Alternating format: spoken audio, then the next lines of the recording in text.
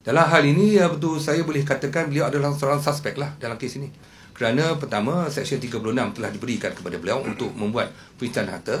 Dan yang kedua, bila terjumpa wang ini dan beliau antara yang dikaitkan, maka kita perlu mendapatkan penyelesaian daripada beliau tentang penjumpaan wang ini. SPRM akan mengambil rakaman percakapan semula ataupun tambahan daripada Datuk Siti Ismail Sabri bergantung kepada tahap kesihatan beliau, dan dijangka rakaman percakapan ini akan dibuat pada hari Rabu minggu ini, iaitu selang 1 hari daripada sekarang. Dan rakaman percakapannya akan berkisar daripada penyihtaan harta beliau dan juga berhubung dengan kes kita sedang disiasat ini.